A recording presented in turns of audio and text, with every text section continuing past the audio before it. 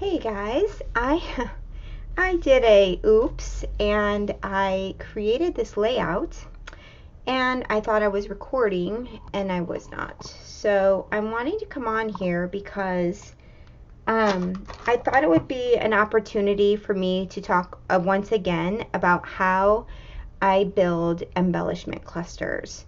And I get so many questions about that. So sometimes it's hard when you're doing a voiceover to like fit it all in, all your thoughts in.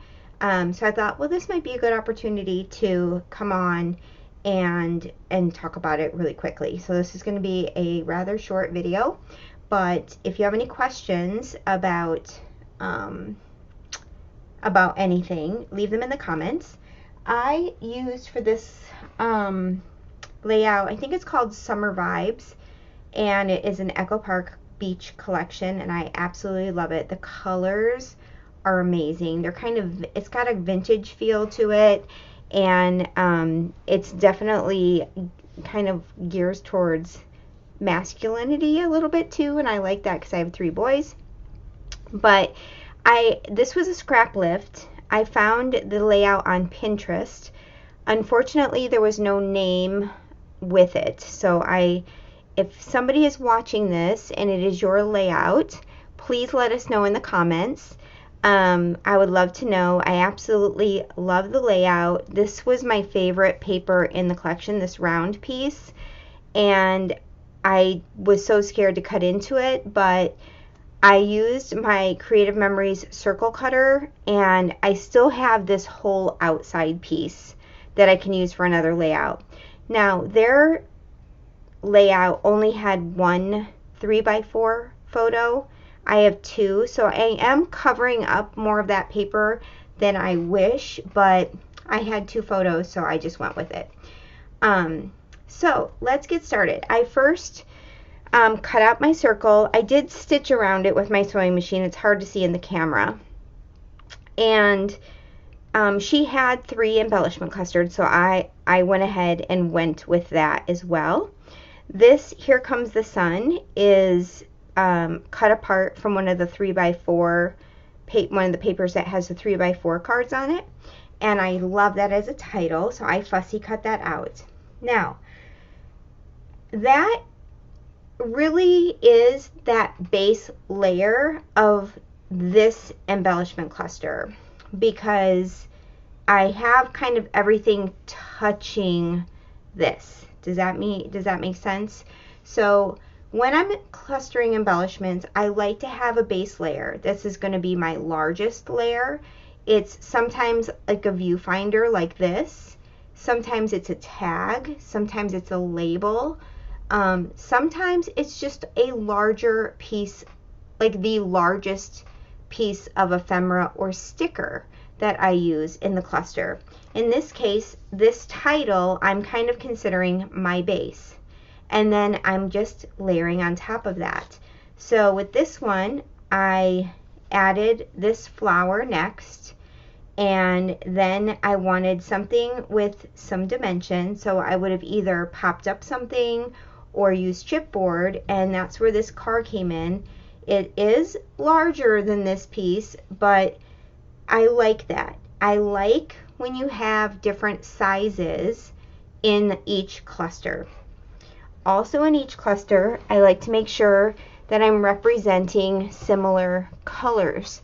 So you'll notice the repetition of color throughout each collection. Now, obviously, that is super easy to do when you're in the same collection, right? Because it's going to have the same colors. So I built this cluster first. This here is a chippy. It's from Minte. And the reason why I added these is because on this side, I added this, oh my gosh, words, Tisa, this palm tree, which introduced green into the clusters. So I thought, I kind of want to have a little bit of green in these clusters. Now, I could have done something as simple as adding some green enamel dots, but I really loved these little frond leaves from the Minte set, and I colored them with peeled paint Distress Oxide ink, and they take the inks so well. It's lovely. So that's that one cluster. Then I moved over to this cluster here, and with this cluster, I knew I wanted to have this palm tree, but I'm not going to consider that my base because that's not like a substantial piece of ephemera. The largest piece of ephemera and the kind of piece that I'm using to have everything else kind of touch is going to be the beach bag. Even though it's not necessarily the absolute largest, to me visually it's the largest looking at it. So I used the beach bag. I layered it above or on top of the bottom half of the my gosh, why can't I think, palm tree, and then layered my other elements within. I added this little beach tube, and then this is a die from my stash that I had already had it cut out from another project, and I added that. Kind of felt like this went well because you have that similar color right over here. Now you're going to ask, well, you have these colors here but not here, and it's okay to me because I consider these more of a neutral color, not a color that is going to stand out, and if you don't like, you don't even really recognize, like your eye doesn't pick up on that color right away. So because I had chippies in both of these, I wanted to add one in here, and with this one I just used this little flower and I colored it with Crackling Campfire, and then added my dimensional piece, which is this camera, which is actually fussy cut out from one of the pattern papers. There are camera embellishments, and there's camera on the chipboard and camera stickers, but they were all much larger. This was part of the pattern paper, so I just fussy cut it out. And then this final embellishment cluster, again, same thing. So my base on this one is probably going to be, this is actually a popsicle. Has nothing to do with my layout, the popsicle. You wouldn't even know it's a popsicle because I cut off the stick because I didn't want it sticking out. It kind of looks like it could be a raft, honestly, but it's a popsicle. And I'm just kind of making sure that everything's touching that sticker. And then I layered out these other stickers and this chipboard piece and my chippy. When I was all done, I was just kind of going through a little drawer of embellishments, and I found this viewfinder that had already been fussy cut out of a really old pattern paper that I have, and it just spoke to me. So I thought, oh, I'm going to tuck those in either side here, and I really love that. And I know it's black and everything else is kind of navy blue, but we do have a little black in the camera here. We've got black in the tires here, and I just think it still works. And it also kind of goes along with the vibe of this collection, that kind of 70s vintage sort of feel that this collection has. I feel like this kind of matches that 70s, 80s kind of feel. So that is my layout, you guys. I hope that little explanation helps with clustering up embellishments. I'm trying to verbalize how I do it for y'all, but sometimes you're just kind of putting things down because they look good to you, and it's hard to explain why you put them down. Looking at this, there's one thing that I do feel like this layout is missing, and I may go in and add that, and that is something of like a sprinkling bit. So maybe some enamel dots or something like that. Like I've got some here. So let's see. I have a little drawer next to me that has like enamel dots and stuff in it. So I could very easily kind of sprinkle in a few sprinkles here and there.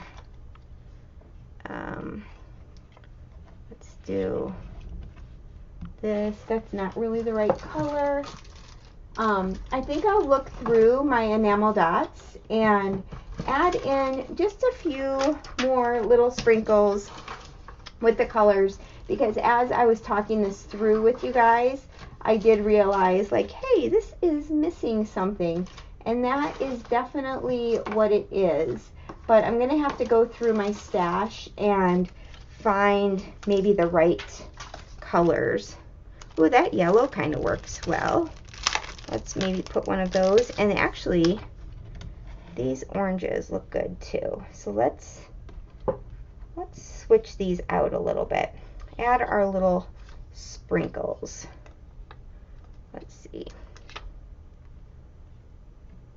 I think I'm just gonna add like 2 to each cluster. I tend to maybe add 3 a lot of times, just because I think in 3s often, but I'm thinking maybe 2 would be enough. Although, kind of like that tan color that's here, kind of looks good there. And then maybe over here, I need to add definitely a navy blue.